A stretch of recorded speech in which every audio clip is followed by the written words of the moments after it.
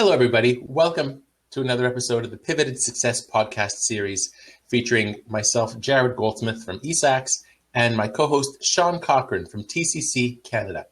We're very pleased today to welcome Michael Wood, and he's a professor at Algonquin College. He's a co-owner of Ottawa Special Events, and he is a small business community leader taking the reins to promote small business during COVID. Mike, thanks very much for joining us today. Thanks, guys. Appreciate being here. So, Mike, how did you get where you are today? Can you give us a bit of a recap? All these great things you've done, but how you have the attention of so many levels of government. How did this happen? Sure. So, with Ottawa Special Events, from January to March, it's our slow season, and we had a couple things coming in that we're going to start with almost like an immediate ramp up, and it's been like this for the 11 years that I've owned Ottawa Special Events. Mm-hmm. Winter gets a little scary, and all of a sudden spring comes along, and we're back in the full swing of things. So it was probably like March 11th, when the WHO declared a pandemic, and so I was sitting there going, I think they're going to close down this whole city, and we had shows at city buildings, and we had the Tulip Festival coming up that we, significant contract, and I was panicked sitting at my desk thinking they're going to close down. If they don't close down the city, they're going to close down the province and the country. So I called a city councilor, friend of mine, and someone that you guys probably all know as well too. And I said, are they closing down the city? Like point blank. I said, they're going to close down the city. And he said to me, I think you should start calling your MPs and your MPPs, which is probably even more nerve wracking when you hear like, you don't get that yes answer, but you get it in a backwards way. It's like, just tell me what's going on. So that evening, like I walked in, I tell Algonquin I was doing some marketing there that night, and I didn't have any government relationships at the federal or provincial level.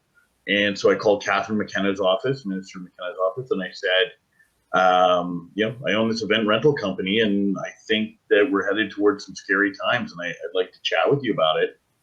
And so, within an hour, Catherine McKenna had agreed to meet with me, and which was kind of unusual at that point, guys. I felt I was becoming my father, because my dad will say, "I wrote another letter to the Prime Minister today about whatever craziness he's got him upset," And so. I met with Catherine McKenna, and the ball started rolling. So there's a couple things that happened. One, if I hadn't had that phone call with this one city councilor for 3 minutes, and then Catherine McKenna hadn't agreed to meet with me, then none of this would have happened. So it's been a pretty cool experience. So moving forward, I've probably met with over 30 MPs and MPPs. Pierre Poilievre asked me to testify before the House of Commons, which I had no idea how that even worked. And Queen's Park brought me, over Zoom, I testified twice before Queen's Park's Finance Committee. And on the first one, I ended up bringing 19 other small business owners from Ottawa with me. So, it's sort of, that's a very long-winded answer to your question as to how it got going, and it's still rolling. So, we'll see what tomorrow brings. Right. I mean, there's no question how everybody was affected by COVID, but having an event rental company whose livelihood depends on other people hosting events. Yeah, he's devastated. Listen, I don't mind telling you guys and everybody that's going to watch this, when I applied for the Ontario grant, small business grant, everybody knows it's done this, is you had to put in just your April 2019 numbers and your April 2020 numbers. April 2019, I entered $398,000. In April 2020, I put in 12,500. We were down 97%, and it got no better after that. Like that was probably April was probably our best month ever for 2020. So the thing is that you're right, and shockingly though, there's people that have had it even worse. The travel industry, travel agents, I was just with a guy who owns a cruise travel agency. Oh my God, he's down 99.5%. So. There's yes, I'm highly affected or extremely affected, but there's people that are even worse and had to close their businesses. Yeah, I mean, it's a scary time, that's for sure. And I mean, coming into this, nobody had any idea what to expect. But I love how you reacted, Michael, just in that beginning phase before they'd even locked down. You were like, something is really bad that's coming, and I think I need to talk to my local MP about it.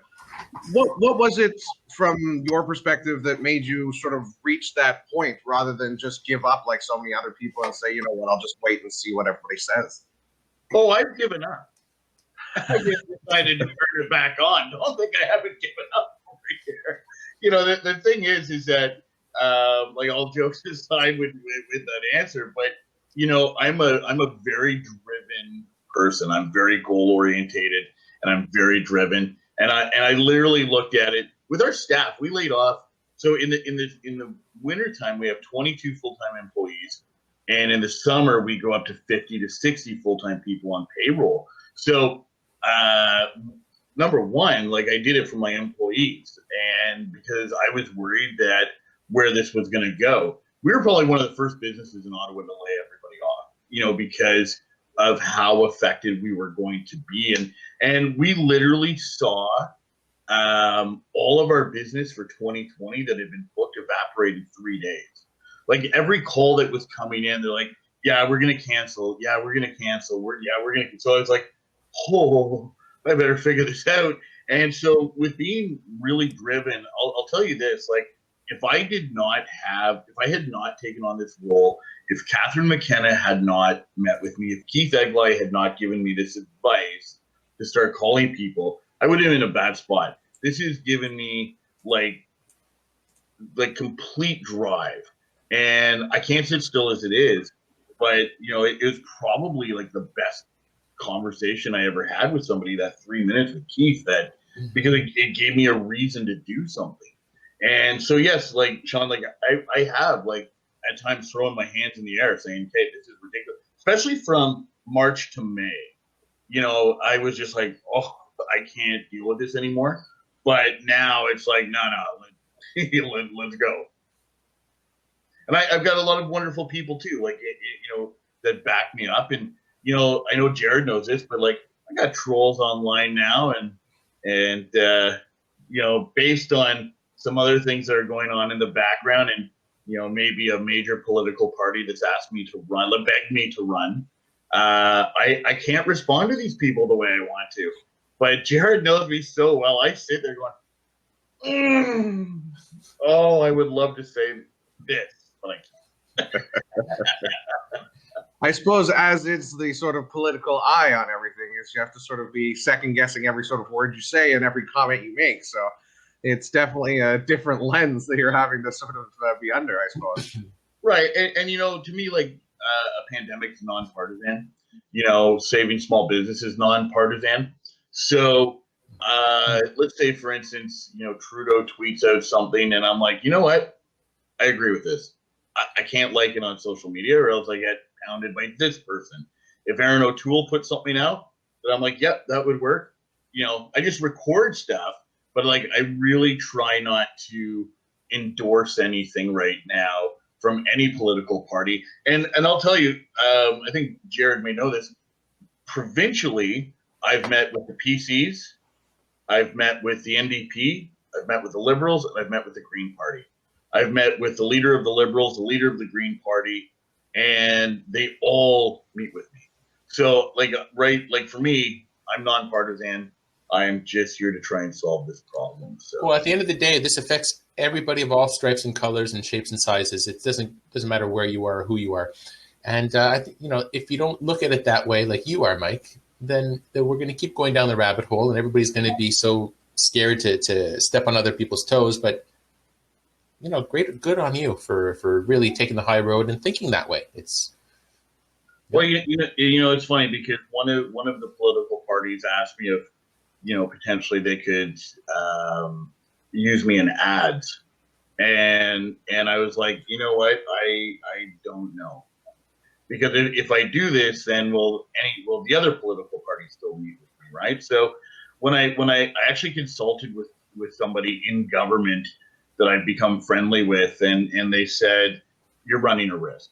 And so I stepped back, and like the idea was, yes, it's going to be great for creating more awareness, But I've created a lot of my own by just being nonpartisan as opposed to what would visually look like I've pledged allegiance to somebody, right? So, Yeah. Well, and that's the risk, right? And I find for something like this, I mean, unlike anything else I've experienced in my life, the global pandemic kind of brought together so many different people in so many different places in so many different ways.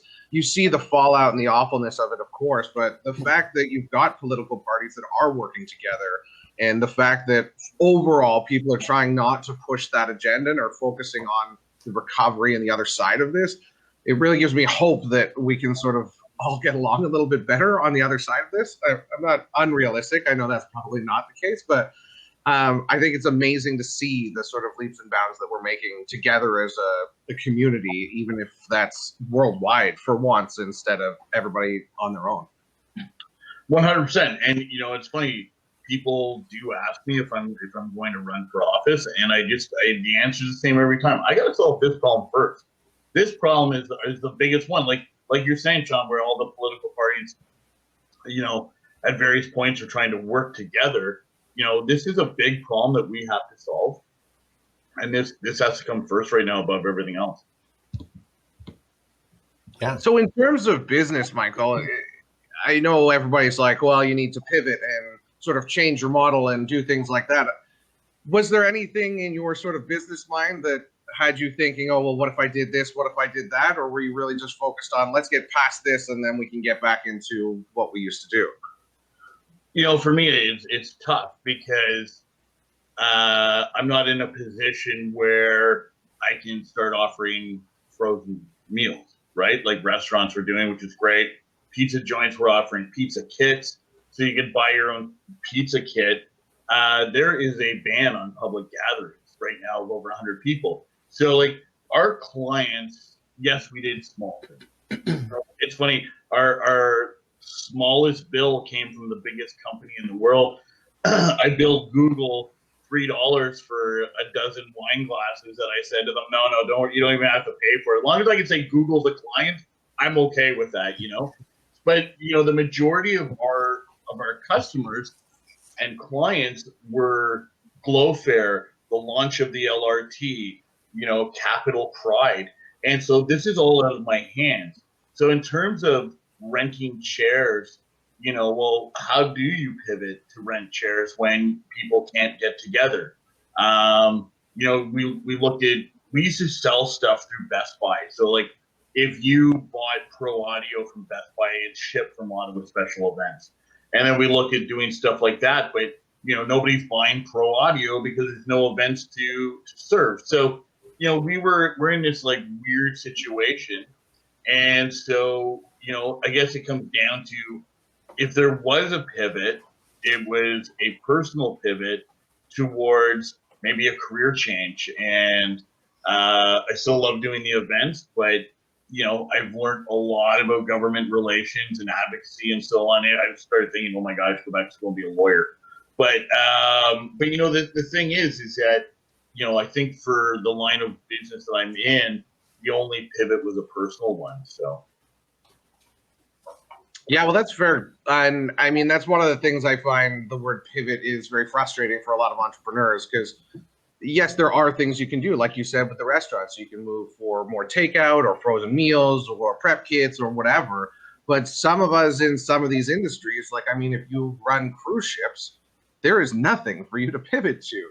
You've got giant vessels now that are going to sit empty for a scary amount of time, I imagine. So there's a lot of areas that there just isn't a pivot. So I think it's really important to be able to do like you have and sort of pivot internally and take those sort of looks at yourself or looks at the community and see what it is that you can do to sort of try and help in this awful scenario. Yeah, I took a beating online one night, like crazy beating online one night, because there was a video posted of a protest in Toronto. Like everybody's operating. I get it, people are frustrated. I'm frustrated. And all I said was, this is not going to help anybody reopen faster. And, the beating that I took for expressing that sentiment was crazy. Like, it was bananas. I took screenshots of this stuff, and I was like, oh, my God, this cannot be for real. So, but, the thing is that, I personally felt like I had to make a decision at my business, regardless of being the owner or not. I've always been a leader. When Algonquin 14 years ago interviewed me to teach in this music program, they said, "What are you going to do that's different than anybody else?" And I said, "I'm going to Skype in all my rock star friends." The question they asked me was, "What Skype?" Because this was 14 years ago, and look at us now, right?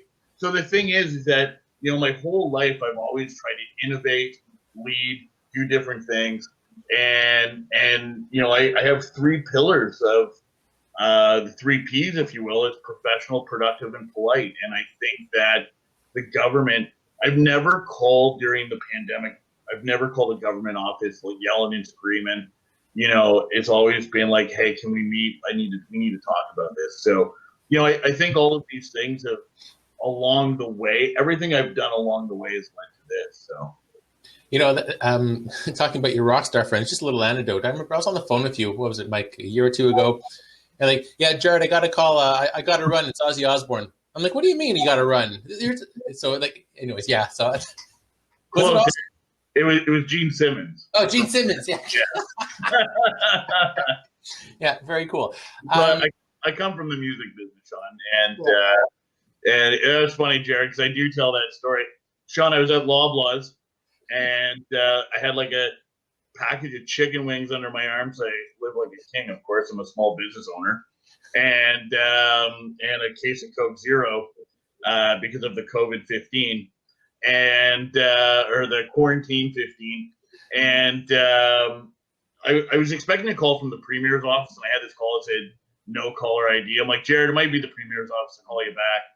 And I was like, I answered the phone. I'm like, "Hello," in Loblaws, and the person's like, "Mike Wood." I'm like, "This is Mike Wood." He goes, "Mike, it's Gene Simmons from Kiss." And I'm like, "Oh my God!" And like people at Loblaws are looking at me, so I'm half tripping. Oh man, so. It's true. Like that is a true story that did happen. So yeah, very cool. So I mean, there's no doubt that you're really going out of your way to help others. Are you in touch with your staff? Like I know they've been with you a long time. What communication do you have with your staff over at OSE, Ottawa Special Events? So that's a great question. So the staff was with us for a long time. So if you think of people like our parents, they stayed in the same job their entire lives, and young people now tend to stay 3 years and then move on to something else. The youngest employee in terms of seniority may have been a year, only because that's when they were hired, but we had people there I think 8 years. And so what I do is I as you guys know, is I teach at Algonquin, and when I come in September, I teach music. So I tell the kids, I'm like, "Look, I essentially have you for an 8-month job interview, and you don't have to be the smartest. You don't have to know anything about production. You just have to like kind of follow my pillars of you have to be polite, you have to be on time, you have to help people." It's funny, I'm 3 minutes late for this, and I'm telling the kids they got to be on time for everything. So, anyways. So, the thing is that they go from being my student to being my employee, which is not your typical transition. So, people start working somewhere, they come in and there's 20 people that all have this similar background that, hey, Mike was my teacher at Algonquin. And so, many of them have gone out and had to get other jobs. That many of them have come back saying, as soon as we come back, I'm back. Like I'll quit where I am. So, there's been a couple things at Christmas time when Hallmark was shooting all those movies.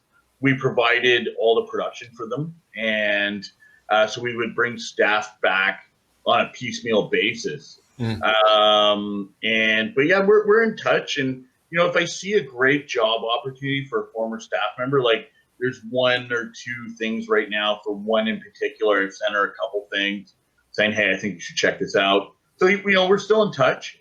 And of course, my business partner and I have worked together for 25 years in various settings. So, we're in touch 3 times a day or whatever, still trying, just him and I right now, but we're still pushing forward. So, sure. Like, let's look ahead to say 3 to 6 months. What are you most excited about, Mike?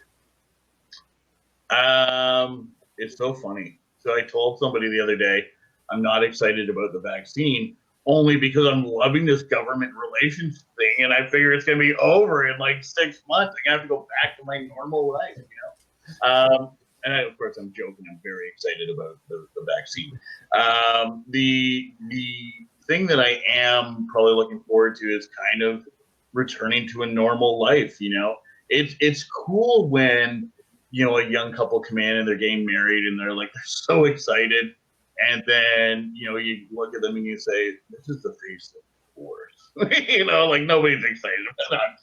I'm just kidding. So we should probably edit that out. That's probably not the best thing to include, but here we are. Sunny times, kids, sunny times.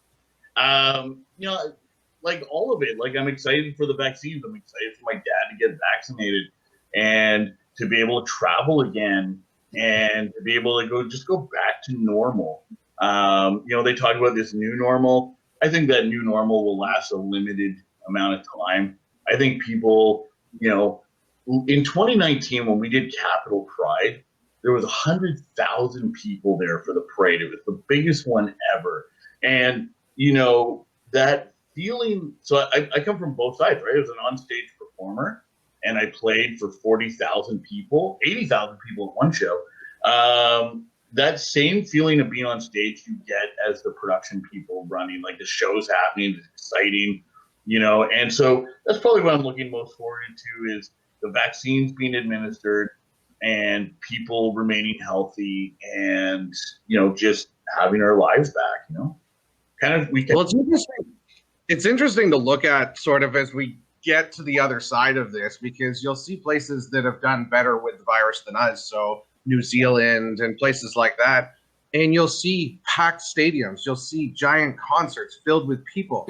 I mean, everybody talks about this new normal and how this is how it's going to be now. But I think people are just yearning for that sort of connection and those live events and all that stuff again.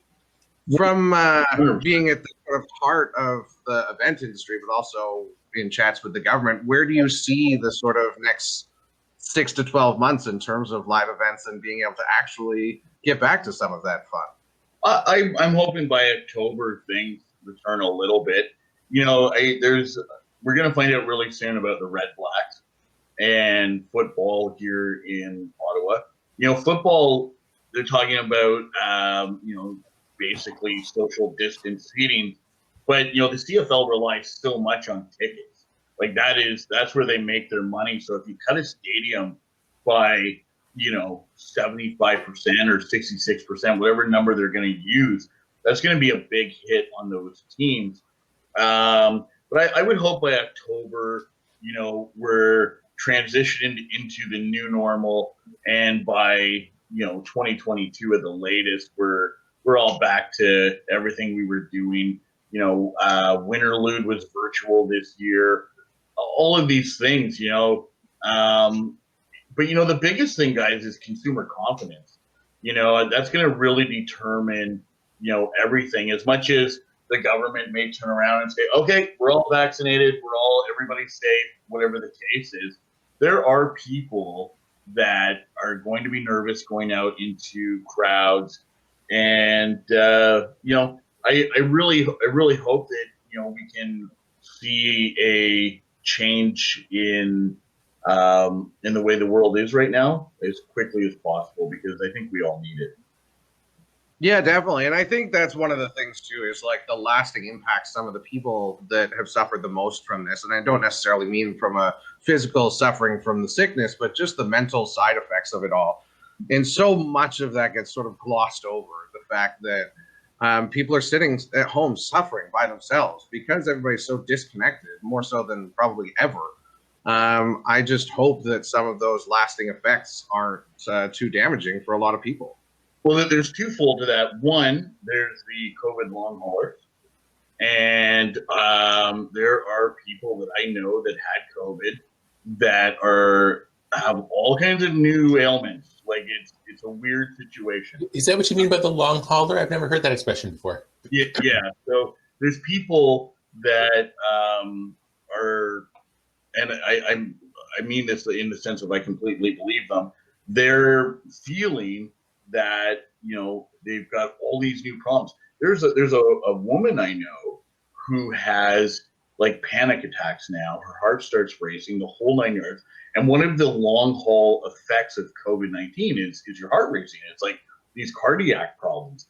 So one, I hope we get this resolved, because we don't know what the long-term effects of COVID-19 are yet. And I figure in 3 years, we'll be turning on the TV and there'll be a lawyer saying, back in 2020, were you exposed to COVID-19? You might be entitled to compensation, or something like that. So, we've got that scenario of, what it's going to be. And the thing is, Sean, if you think about what you're saying, the idea is like we've never been more connected because of the internet, but physically as people, we've never been more disconnected from each other. So that's creating a lot of problems. And, for me, this is why like this whole advocacy thing really became a godsend, because I know personally that I'd be in a horrible place if I didn't have all of these projects on the go. And it's something as simple for me as like I do a ton of media, and I probably do 6 to 10 media spots a week here in the city. And so what I'm doing right now is I'm compiling a list of Ontario media outlets to sort of broaden that into other communities. So granted, I sit there putting together a spreadsheet of all of the reporters across Ontario, but it gives me something to do. It gives me drive. And well, you're working towards a goal. It doesn't matter if it's a long-term or short-term goal. It's to help act as a resource for others. And I'm probably perhaps in the position that I'm in, I'm one of the few that's been able to do this, where my business is shut down. It's one thing to be at home and working and still doing everything, but there's a whole new thing about, marriage failures right now because of COVID-19. It's at a new all-time high. Kids, like I don't have children, but my brother, who's a partner at a major firm, he's got 2 kids that got sent home from school. They all did in Toronto. So you got to balance working, looking after your kids, all of this. Like the pressure on people right now, for many is insurmountable. It's a crazy thing, What about you, Mike? Like, what do you do to relax? You have all these different angles coming at you. The world is trying to put their problems on your shoulders. Talk to government, help us out. We're starving. We're dying as a small business owner, mental health issues. And how do you deal with it at the end of the day? Like, how do you unplug? That's probably, so I'll tell you, I hate this question because that makes me look at the whole picture. So I did a thing with a reporter, and she asked me the same thing, and she's like, so what do you do for fun? And I was like, like, that's the unfortunate thing is that, I have to find more balance. So as much as I preach that with the government, I found balance and I'm able to talk to all of them, I'm fully aware that I have very little balance in my life. My life is work. And, last night, I didn't sleep very well. And I literally said to myself this morning, I worked too late last night. Like I literally did this, left here, my office, and went to bed. But then I laid in bed thinking about everything all night, as opposed to unplugging and trying to, think of, okay, let's go watch this or that, hockey or something. But yeah, I struggle. Like I have no problem saying that I do struggle with finding downtime by my own fault. There's nothing saying that I can't just pick up and move forward tomorrow on what I'm working on. But yeah, I have no problem admitting that it's a little bit of a thing I'm working on. Oh, I mean, there's no doubt. Everybody talks about the work-life balance, and much like you, Mike, I've been preaching it for years. You need to unplug. You need to do this, that. I've always had a hard time trying to juggle myself. until last year when I started realizing, oh, I'm going for walks every day. I'm starting to lose weight. And you and I had this, this little competition with how many steps did you do today? And it's on. Next week it warms up and it's on. We're back doing the walkathon. Yeah, you bring it, Wood. And then it's a matter of maybe finding an accountability partner, doing something that you might not have otherwise done because you don't think you have the time. There's so many pressing needs. There's so many people who need your help. And, I could see you're kind of in that boat. If you're not doing it on social media, people don't think you're doing anything. Is a boat, or is a boat still a dinghy that's taking on water and I'm still trying to pump it out over here? Oh my God. So yeah, no, I agree. And like even this winter when it was minus 30, I think we all know the legendary Dylan Black. And I was like doing the walkathon with him, and it's minus 30, the wind's blowing. He sends me this text with 15,000 steps. I'm like, bro. And so then I'd suit up, I'd head out, and then I'd be, of course, mad at the world that I'd be at Greenbank and Fallowfield, 4 kilometers from home, freezing to death, trying to, male ego and male pride competing against Dylan, who seems to walk back and forth to work. So, yeah, no, well, you do have to find the balance. I totally agree, man. Yeah. What about, we could spend a whole session on just words of wisdom, how other people could help and sort through everybody's demons right now. But can you sum it up, some words of wisdoms on how, let's say, for small business and how they could continue going forward, maybe things they haven't thought of? That's a good question. Number one, I think the number one word of wisdom is that there is light at the end of the tunnel. I know we've heard some of the politicians say that. You're just like, ugh. When we hear things like we're all in this together, no, we're not. Like everybody, we might be in the same storm, but I'm in that dinghy that keeps on taking on water every day, and other people are like, no problem. I know this guy that's using this platform called Remo that's doing well. So anyways, we're all at different stages. I don't know if you know him, Jared, or not, but he's doing quite well, which is awesome. So, the thing is that, one, don't give up. Don't give up hope. I know it's hard some days to take a look at everything that's before you and all these problems and all these bills coming in and these letters from the CRA. I don't even know what that stands for. But anyways, neither here nor there. So, the thing is, and just so you know, this was they had to send me a code. Like this was more of a joke than anything else. I'm not going to jail or anything, just so you know. So, but the thing is like, don't lose hope. Don't give up. We all have our unique challenges, and it's hard. A friend of mine, he said to me, it's like, because we both lost our moms, right? So he said, all of this is kind of like losing a parent. You can empathize, you can sympathize.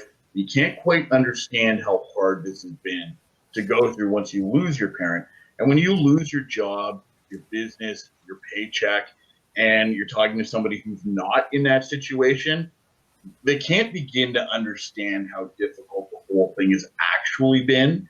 And so, and I kind of agree with that analogy because, we live in a city that a lot of people, except for the social aspect, were unaffected by COVID. And when I say that, I mean financially and with their jobs and job security and all of that, as compared to other communities where it's less government town and the whole community's lost everything, right? So, the thing is that the word of wisdom is that it's coming to an end. It will come to an end.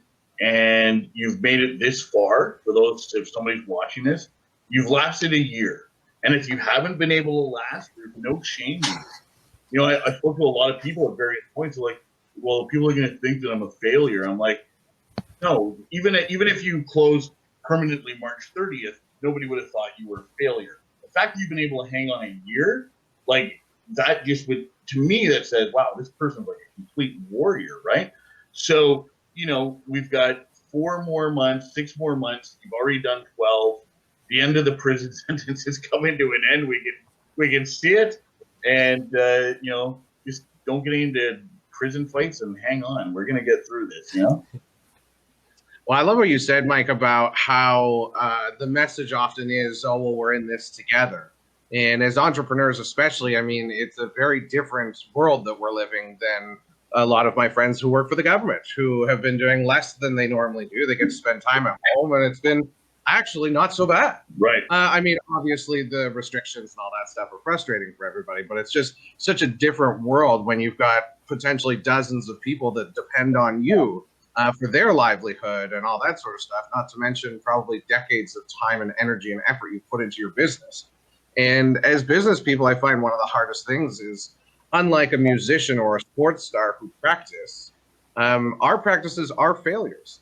So instead of seeing these failings as just a part of you not being able to succeed, it's really practice to get to where you need to get. So it's just a different sort of trying to, I don't know, look at it in a positive way rather than a super negative way, because it's easy to look inwards and say, well, this is my fault. But I think for once, this is almost nobody's fault, because this was not something anybody could have predicted or prepared for. Let's be realistic, right? 100%. This is nobody's fault. And I say this all the time. It's like, when I'm talking to the government, I'm like, by no fault of my own, here we are. And this is, nobody asked for this. And, the hard thing, you bring up a good point about small businesses and entrepreneurs, we're always seen as the leader, right? You can't be staying there making a coffee next to your employees and, oh, they're going to make payroll this week. You know what I mean? You can't have that conversation.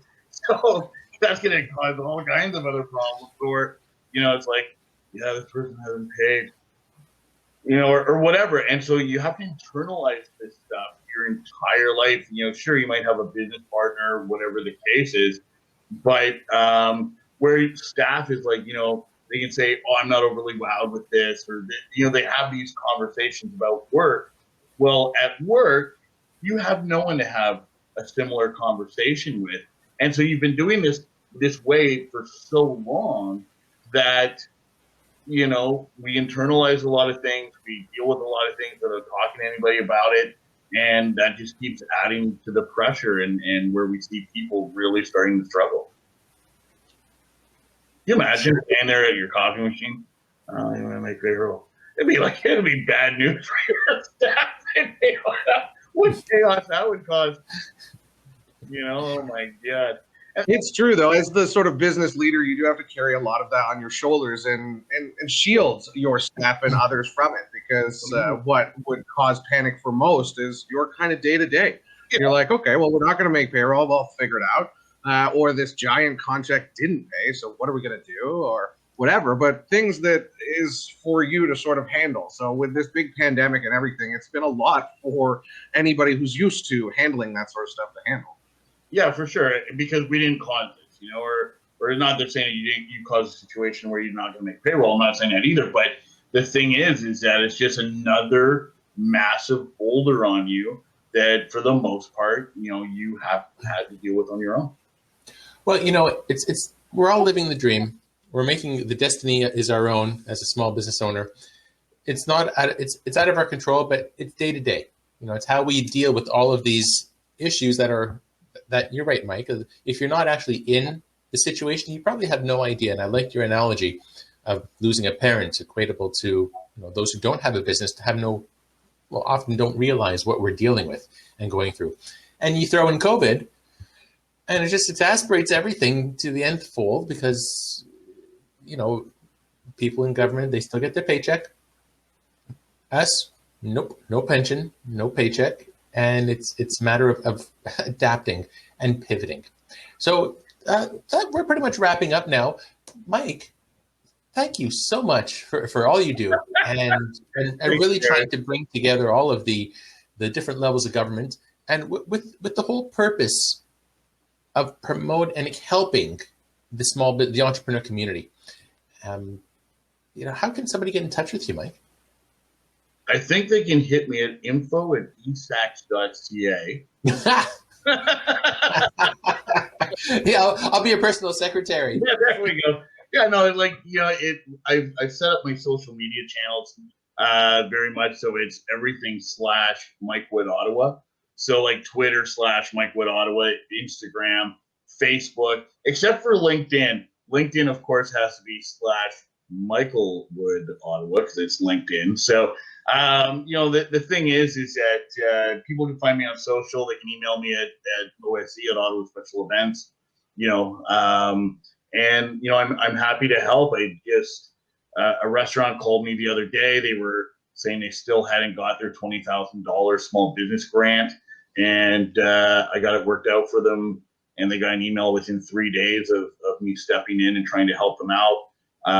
It's pro bono. Like I'm here to help, and I've got the contacts at the government that I can make generally one phone call and change things relatively quickly for someone. So, I'm happy to help. And if I'm already dealing with them, then I'm going to push forward. Tomorrow, I'm with the Minister of Small Business, Pravneet Sakaria for Ontario. I'm with his Chief of Staff for 30 minutes, and we're trying to avoid another lockdown. So, there's a bunch of things that are always on the go, and I'm just happy to, be in this role.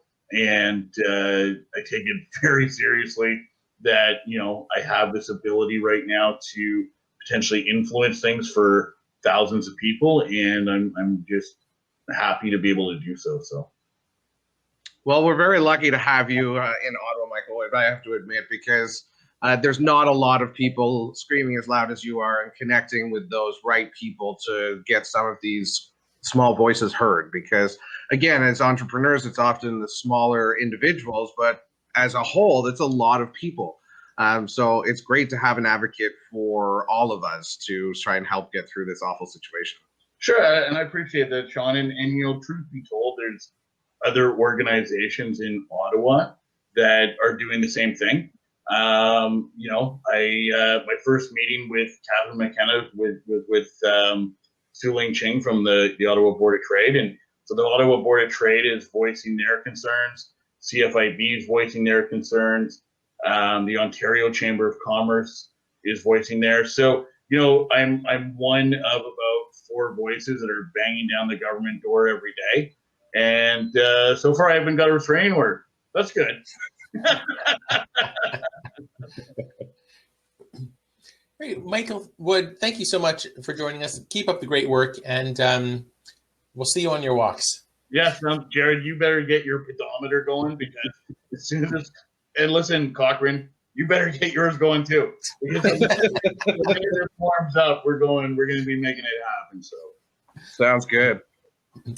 Thanks so much for joining us, everybody. Stay tuned for another episode of the Pivoted Success Podcast Series. Thank you. Stay safe. Thanks.